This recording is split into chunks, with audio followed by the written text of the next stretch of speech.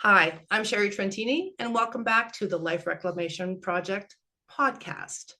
Today, I have a special in-person guest, very exciting, and some of you may recognize her from a little video that we did a while ago. This is Jenn Barrett, the owner of Intrepid Body Mind, a body talk practitioner somatic release, who is a colleague, and now a friend. So here we are again to chat about it. But one of the great things that we're going to do is we're going to explain a bit about what Jenn does, and to sort of sum it up, she helps people release stress that has been stored in their body and get back into harmony with their body and their nervous system. I'm so happy that you are here. Thank you, my friend. Thank you for having me. Hello again. So this is a unique situation because we have sort of crossed the boundaries. I've been a client of Jenn, and Jenn has been a client of mine. We have collaborated on some things together and just basically have a mutual admiration society is what I would sum that up 100%, 100%. Yeah. And it's always good to laugh, especially when we're talking about the very bright and sunny topic of grief, yes, right? Yes, with a little light in the darkness. Exactly. So grief is something that we talked about months ago, about the connection between the physical and the emotional body with chronic pain. Mm-hmm. But you have been generous and willing to talk about your experience learning about grief while working with me, mm-hmm. and through the things that I talk about. So 100%. Yes. Sherry, just a quick little shout of love. I didn't realize that I needed grief coaching until I started working with you. And then it turns out that it was exactly the thing that I needed to sort of turn the tides, because I've done all the body work, the energy work, all of the stuff. And that was just the missing piece. So that's why I'm so excited about it, because it was so effective for me. So that's why I'm here. Well, and I think there's a group of us that gather as independent business owners, coaches, practitioners, and different things. And so, of course, in this group, I talk a lot about the different ways that grief shows up for people. And people have had a couple opportunities where they're like, I never thought, but oh, yes, like it lands when you talk about a certain life event and they didn't think that it was necessarily grief. Mm-hmm. So, and you had shared before we started recording that sort of similar experience. Yes. So a year ago, I went through a transition, a big life transition, but the focal point was ending an 8-year relationship. And naturally, there would be some grief for an ending. Oh, for sure. But it was something that I just didn't appreciate because it wasn't a full loss. It wasn't a death. It wasn't anything that felt super final, but it was final to me. Mm-hmm. And this is sort of the practitioner doesn't do the enough work with themselves. Grief was an indulgence. Yes. Let's just pause on that for a second. Grief as an indulgence. Just unpack that a little bit more about what you mean by that. Yes.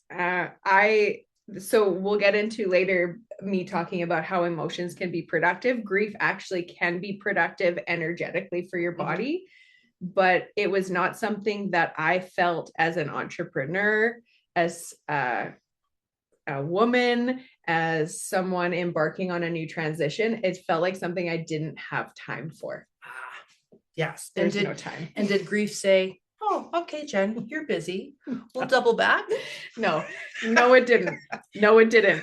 And what happened was the more we started to work together and unpack, the more that there was actually a larger grief event with me starting this career that I'm in and saying goodbye to the career that I had. Mm-hmm. There was grief that I did not allow to happen as well. I tried to take control of the situation and just bypass it. And so this was maybe that second opportunity for me to unpack so much more grief than I thought I actually had. Mm-hmm. Yeah. Yes. And that is something that I've had on the podcast before where, when you're changing gears when it comes to your career,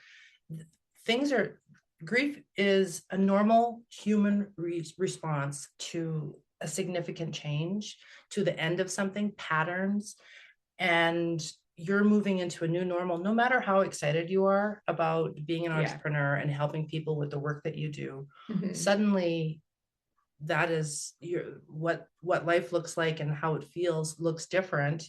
Even though it's sparkly and shiny, something is just significantly ended, something that you worked very hard to become. Yes. And a lot of education, a lot of investment, and now you're moving away from it. Yes. And it's so funny too. I mean, I know that grief can be productive in the body. Yeah. So to explain that a little more, it's from the lens of an Eastern medicine perspective. So the lungs and the large intestine are ruled by the metal element, and each element has an emotion that helps govern it, charge it, make the chi flow. And grief is the one that rules the metal element. So our lungs and our large intestines. And so knowing that grief is productive and knowing that it's good for my body, it was still something that I didn't allow myself to feel. And if we look at what the lungs do and what the large intestine does, it's all about letting go. Yes. The lungs take in air, they let go with their exhale. We eat our food, we let go of what no longer serves. So of course, grief is used as that fuel. But I think that just gets right down to the point. There was probably some part of me that just didn't want to let go or was scared of letting go. So I was holding that grief in stagnation. Well, and you brought up the elements and metal. When we have an abundance of metal, that can also mean that we think more about it. So we want to intellectualize our way out of what we're feeling, or, as you mentioned, bypass what you are feeling in order to get to the next thing. I don't have time for grief, not right now. Yeah. We'll just look at all the shiny good stuff that's coming up ahead of me. So it is a matter of using we're here, and that's not where we process grief. We process it in the rest of our body. Right? Totally. 100%. So even with all of the resources that I had as an energy worker, I specifically didn't know how to work with grief. And I really loved the work that we did because it allowed a bit of intellectualization and a discussion. And that I think helped that maybe grief side or the metal side of the brain, as well as the energetics of things, because we can move energy all day. But I think what turned the tide for me was actually understanding and making space for grief. And that can be the big difference. Yeah. Right. Huge. And maybe you can confirm that not only, you've seen that the career change, but I just mentioned in my recent blog post, and that grief is layered. So even though we think that our grief is derived or initiated from the event that we're experiencing right now, the career change or the end of the relationship or whatever it is, but that's what we see at the present. And there can be different layers that also come up and want attention. 100%. And what's nice though about the work that we did was it was looking at one little piece. Yes. It was digestible. Yeah. Ironically, that's funny. Digesting. I was able to digest the energy, but it was digestible. Yeah. We were able to look at not even a step-by-step process, but it was a path forward that allowed me to just make some space, but not be overwhelmed by everything that happens. So as someone who didn't allow herself to feel grief, this was such a safe space for me to even explore it with curiosity and not get consumed by it. And that is, I think, something that we share in what we do. And I'm so grateful for your kind words and for being so willing to share that with people. Yes. Yeah. I mean, it worked. And in my practice and the things that I do, I was my first guinea pig. So through my healing journey, I found body talk and somatic release. Mm-hmm. And so I think that that's just my practice, is just trying something first and seeing if it works. And so it just made sense for me to try this. And that's why I know I can speak to it, because I've lived that experience and seen the benefits. So, Oh, well, I am yeah. eternally grateful for your kind words. Same. And it was really nice to understand grief and not bypass it. That, I think, is a very important thing, is that my intention, of course, is when I'm helping somebody, because we do have all these layers to it, is that I think the fear of going back or allowing the room to explore what these things are, is that we think that we're going to be right back there in it, that we're going to be stuck there, we're going to feel all those things, and we will never not get out. We'll have a difficult time getting out. But my intention is, and my clients are always brilliant at this, is that we're not doing too much. We're not taking too much on in order to feel that way. Right. Right. I can empathize. When I work with my clients, and when grief shows up in a session, sometimes it is connected to a person, place, or thing. And I find in my work, which is very interesting, that people are not wanting to feel the grief because they think they're going to lose the connection to the thing itself. Right. And so Yeah. it's a really interesting unraveling of control and surrendering to a moment, knowing that you're not going to lose that connection to the experience that you had. But I just find that that's very interesting in my work. That seems to be a pattern of thinking of why people are holding on to grief. It's the fear that it's going to overtake you. Yes. And I think it's the fear that if I process it and I move on, then I no longer care about this missing thing in my life, and which is not true at all. Exactly. But we can reflect back on that, or have that memory, without having that tentative sense of, that doesn't feel good to go there. Or if somebody brings it up, that sort of emotional tether to that experience, or the person, place, or thing. That's a great way to describe it. And to have a bit more of a objective perspective on what happened after doing the work. Like that's the goal, is to no longer have that tether, which feels like emotional weight. Absolutely. I couldn't agree more. And to even add to that, like all of us, we've experienced a huge amount of grief. This isn't something where you fix it and then it's gone. This is something that comes to visit certain times of the year. It comes to visit in really inopportune times, but the work that you do and some of the work that I do can allow you to invite that grief in for a brief moment, honor that moment, and then keep going. So this is not a once in a lifetime fix it and then you're good. This is giving you tools and resourcing yourself so that you can empower yourself with how grief is meant to show up, and tackle life without that weight and that tether. Yes. Yeah. So I could continue to quiz you to share more information about that, but that is one of the important things about being able to put words around how you felt, how an experience, or how the loss, or the loss to someone or to something, and to be able to vocalize that, to get that off of your chest. Again, the other sort of mental activity of being able to communicate, to share, and to feel and be heard through that. Very, very important. And if grief is something that feels really scary, an aspect of vulnerability has to occur. And what's nice is it's a really safe space to do that.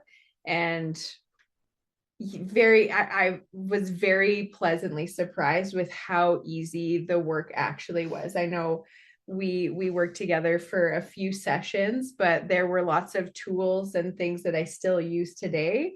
And it is all about the reframe of grief too. When I started to see it as something that fueled my energetic body and empowered me, and even from the emotional side of things, the aspect of grief is not meant to be felt as this really heavy emotional weight that is like pressing on your chest. Yes. The true alignment with grief is this reverence of the thing that happened. Mhm. It's surrendering to the moment. We need it for beginnings and endings, changing chapters. And so we need this fuel to help us do these things. So when I started to shift my perspective on why grief actually was in the body, it was less of an indulgence and an inconvenience and something I didn't want to feel, and more of something that I was like, okay, well, I need this in order to really thrive in my energetic body and my life. So we do a lot of talking, and I do some somatic work as well with my clients. But for the people that don't have the words, but also feel heaviness or the stress or the lack of flow in their body, that's your superpower, is working with the energetic body, as well as having your clients to communicate, but to hold space so that they don't necessarily have to go down and relive or regurgitate things that happened. But the work that you do allows you, the body, to share with you in the energetic sense. So tell us more about body talk. Okay, thank you. That's exactly right. You don't need to go into the memory or the story in order for us to shift the energy of the emotion.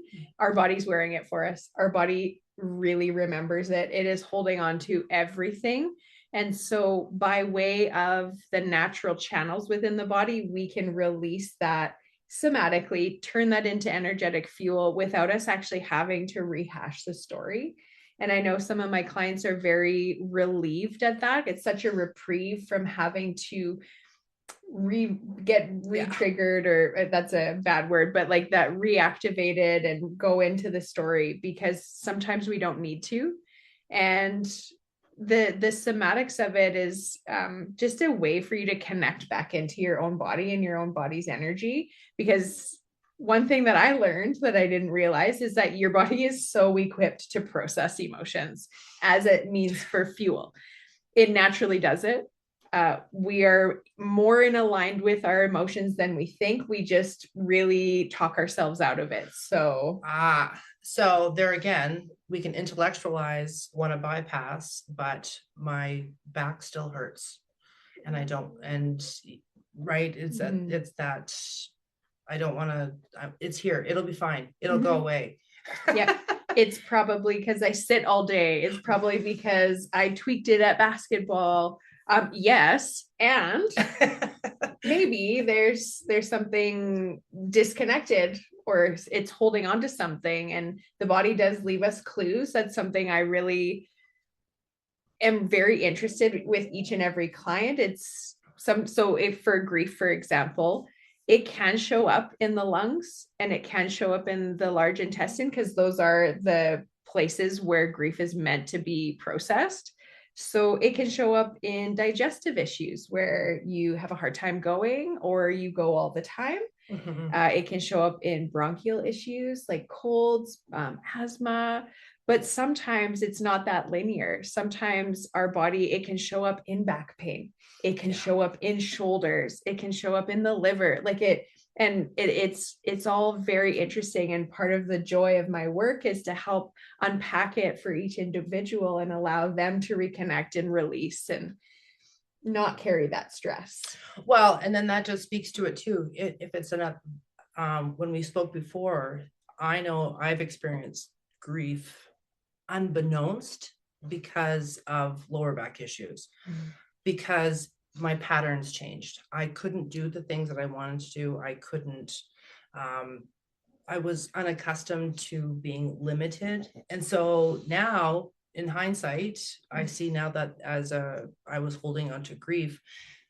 Maybe it wasn't held specifically in my lower back, but I felt grief, but I didn't respect that was what the feeling was, or the emotion, or what I needed to process. It's an anecdote about myself and my own experience with grief. I also had chronic pain, but I was a constipated child, and I My mom would feed me prune juice. I came out of the womb not wanting to let anything go. And if you guys know me, like that is very checks out to who I am as a person.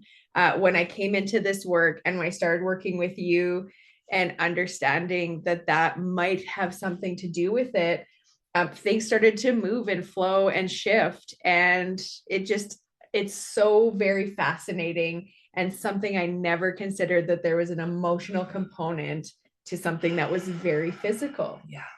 Yes. Very fascinating. Well, and something that you've named a number of times, and I think share on social media, is that sometimes you don't have the words, right? And so when people come to you, like, I don't have a story about my back, I don't have a story about this, I don't know what happened, I don't know why my body is doing this. Mm-hmm. That's where you give them the space in order to just be, rather than to try to justify or to intellectualize.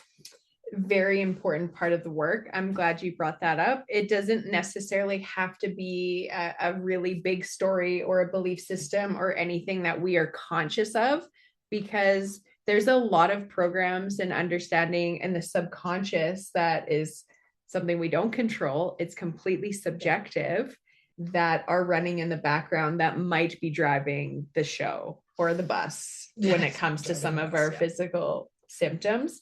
So again, it's a really gentle way to unpack it, not need the words, and empower ourselves, like to just shift the perspective on any illness or pain, but understanding that there's just so much more to your mind and how it facilitates things within your body. That knowledge to me is powerful, and it can shift things a lot. And I see it on the table.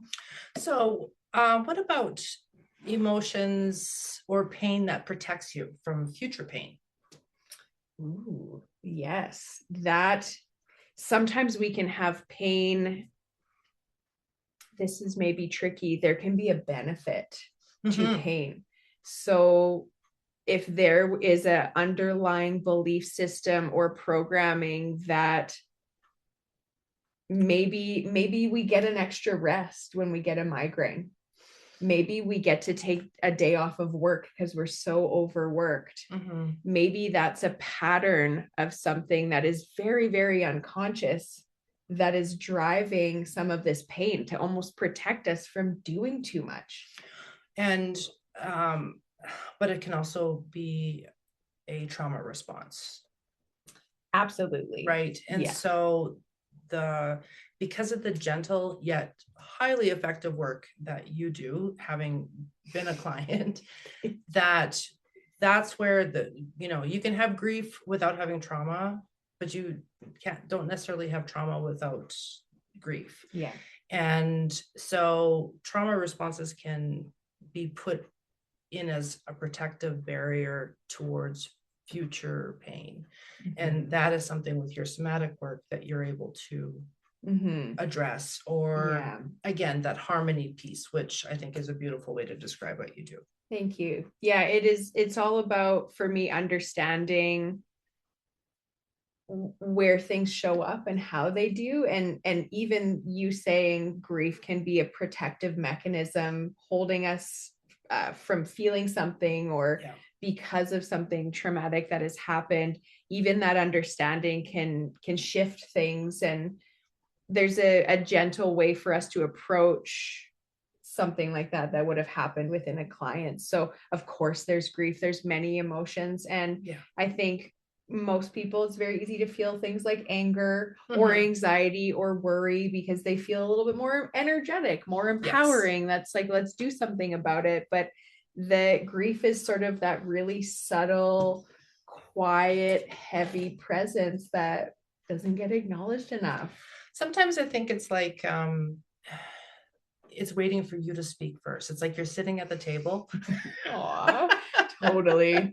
Right. And grief is just sitting there waiting and waiting until you're ready to say something, because it's not going to, it's already spoken.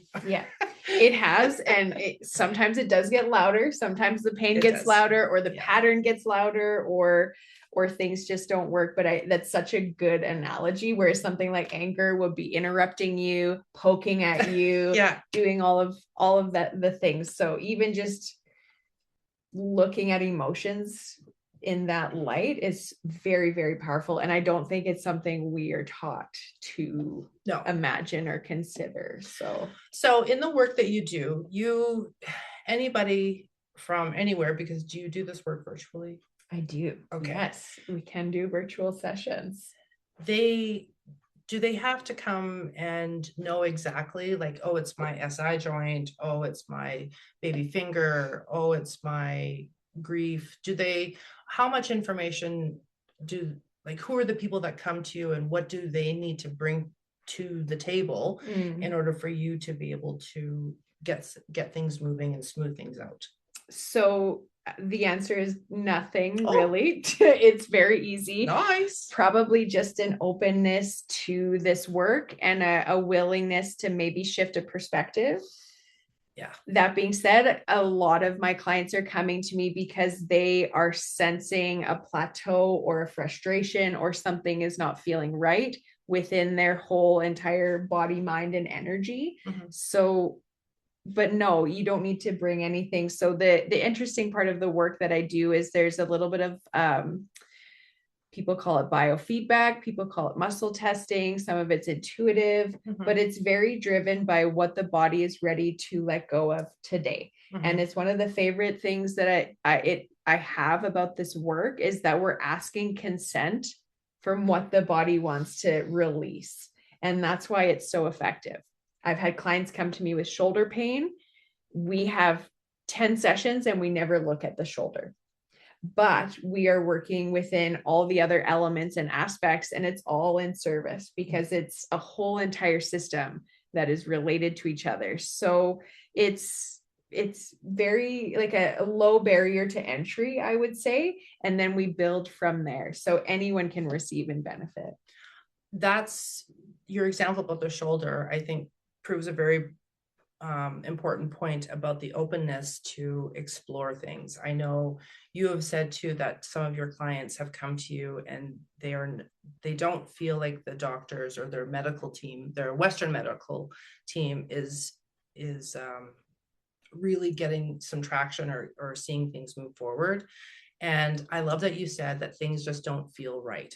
Like that is, I feel that should be a valid medical concern. It just doesn't feel right. And if the receiver is not hearing that, or is not, have the openness or the curiosity, like, I wonder why that is. But somebody can come in, I don't know, things just don't feel right. And you're like, all right, let's go. Let's see what's there. Yes. And that my goal and my job is to be an objective observer. So like a very, very clear translator to what is going on within the body and the energies. And I'm obsessed with shifting perspectives, because when our reality changes, or our perspective changes, our reality changes inside our body and outside of our body in our experiences. So that's something that is really exciting to me, because it's just offering us a different perspective. We can work with Western medicine, we can work with all of the other modalities and slide right in and offer something a little bit different and just make everything more effective. Complementary. And I feel now in 2026, especially, that people have more awareness of the different modalities out there. You've probably heard of a number of them that maybe even 10 years ago, and Body Talk has been around for a long time. A long time. Since the 90s, which is a long time now. Yes. When I met you, and I'm like, oh, I know. You know it. Yeah, I know that, because I've been swimming in this ecosystem for a long time. However, that is the great thing, is that there's that less, I think more people are open to, why not? Right? Like, let's give it a shot. Yeah. And see where this goes.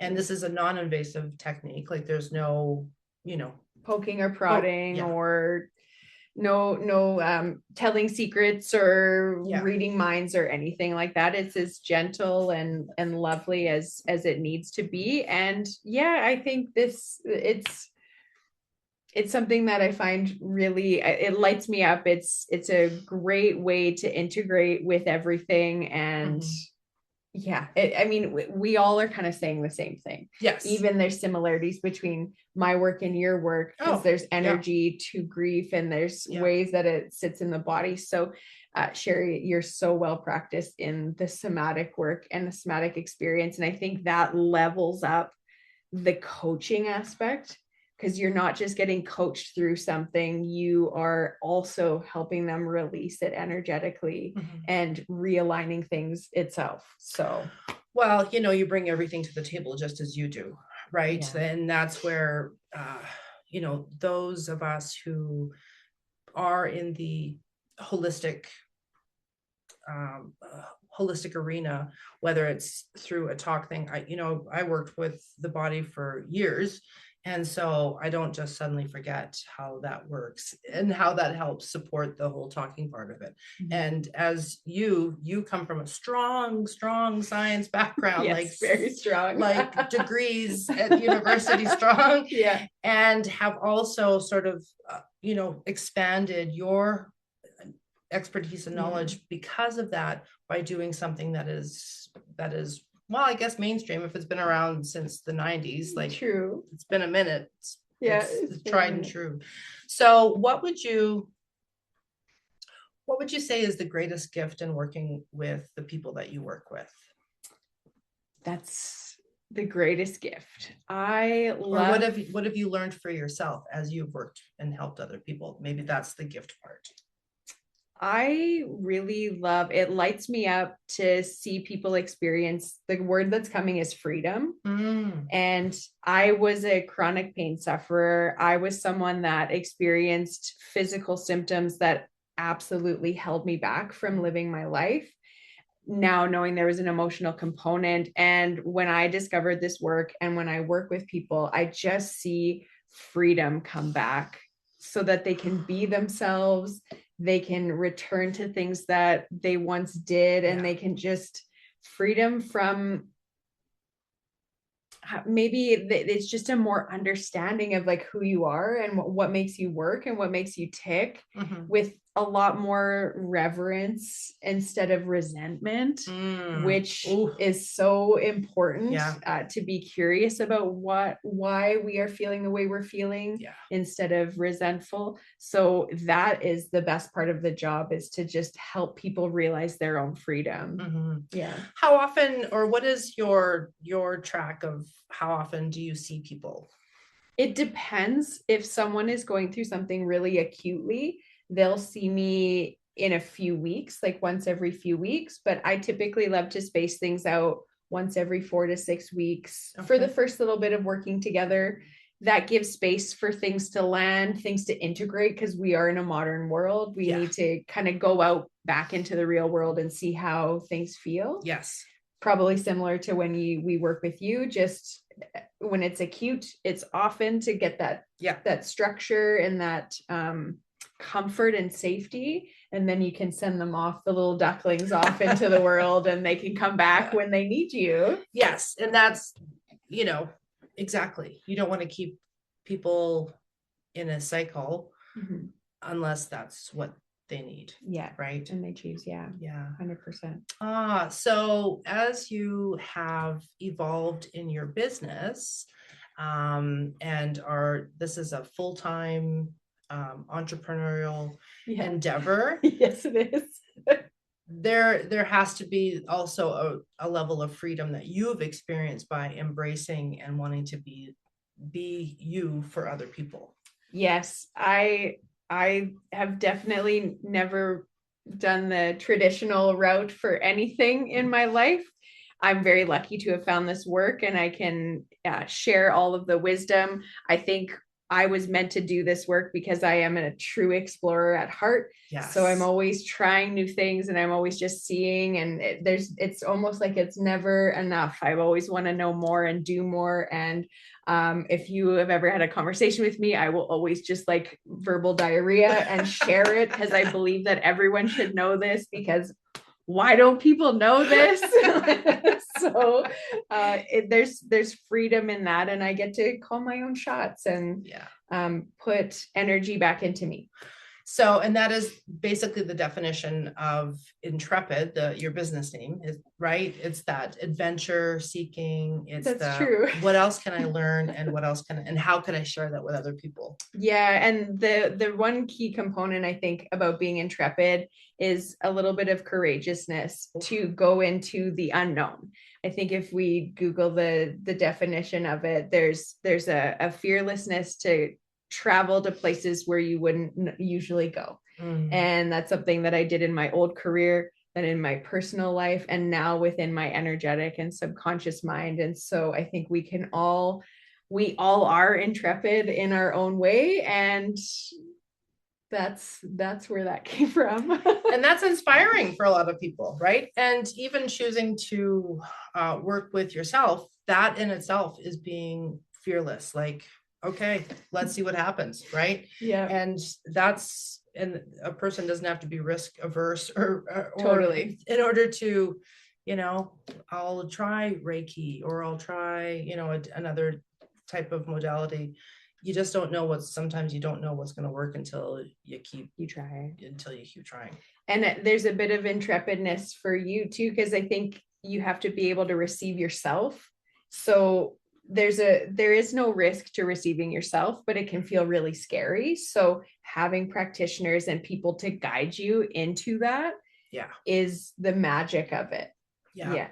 And that I can again speak from my personal experience with working with Jenn, and how as practitioners sometimes we neglect to take care of our own to take care of what we need, because we know stuff, so therefore we should be able to fix ourselves. Yes. Or we'll just give it to the next person. Yeah. Like, our clients are more important. Right. Yeah, exactly. So that is, part of how the connection with being mindful and being called out when required, or made aware in a gentle but lovingly, firm, yes, firm way. So you also, here locally in Calgary, you offer different workshops. Can you tell a little bit about some of the offerings that you have? I would love to. So I'm also working to help people live sustainably in a cyclical kind of energy. So working with the energies of the seasons within lunar cycles. So everything that our ancestors did was a lot more in harmony with nature around us. And there was a ritual and a ceremony within a lot of their day-to-day life that was very beneficial for their mind, their body, their spirit. And we've sort of lost that in that 3D space. So a lot of these gatherings are really anchored in ritual and understanding. And it's a really fun and gentle way to look at parts of ourselves through the external energies of what's going on. So I run specific to people with wombs, so red tent circles. I run just new moon and full moon gatherings. And the newest endeavor is to start sort of a rewilding series where we can have walking meditation in nature, have more connection to nature. I find that we don't have enough, like some people just hike the mountain to hike the mountain. And we don't realize that like being in nature is some of the most healing that you can ever experience. That's again through my own personal healing journey. And so if I can guide people and use a little bit of that old science degree to just help people get on those walks, that's the other stuff that I do. And having been to one of Jenn's gatherings, mind you, it was minus 4,000. So I'm trying to let that go. I'm sorry, I don't control the weather. Come on. No, it is. I think that's what we've also, maybe we haven't, I know I hadn't sought out enough opportunities to gather with like-minded women and have a community and sharing and learning something new or hearing something new. Like learn that in itself was such a like, I missed this because we did have a bit of a span of time Yeah. where that wasn't as accessible as it is, but we sometimes it falls off. And so that was a very beautiful thing. She holds a beautiful soul. I think it was a solstice that I came to. Yeah, winter solstice. Yes. And so creating those opportunities again for people to like, maybe it's their thing, or maybe they don't know it's their thing. That's why not? Why not? Do something different, just sort of try. shake it up a little bit. Try it out. It's so important for us to connect back in. Yeah. The world is really crazy right now. Let's try to create joy, create community and connections, because that is what's going to sustain us as we navigate the future. Moments. It's all in the moments. Yeah. Well, I'm going to have all of Jenn's contact information in the blog, Instagram, Facebook, her website.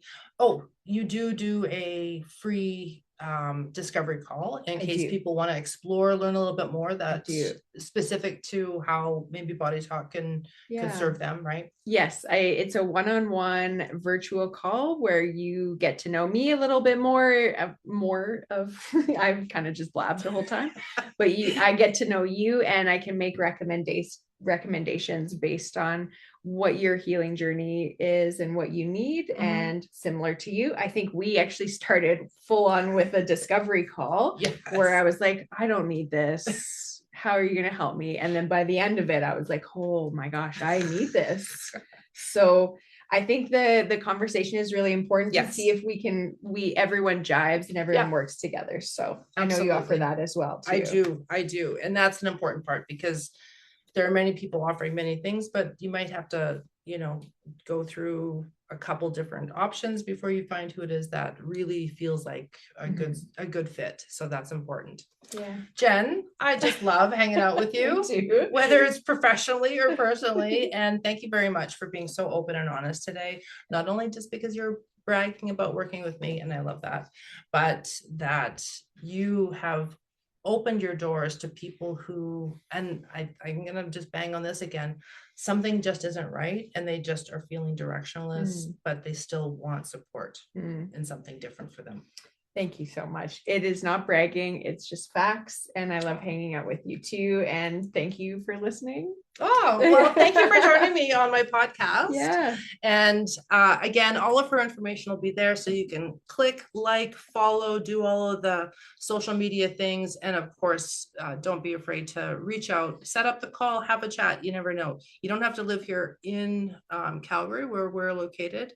She also does some work in some different locations but the virtual aspect.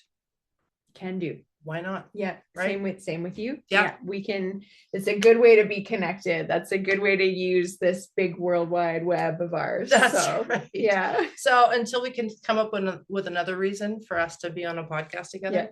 Yeah. Thank you. Thanks. Until next time, thanks for being here. And of course, we'd love to hear your thoughts and comments. You can leave those down below, and we'll see you on the next one.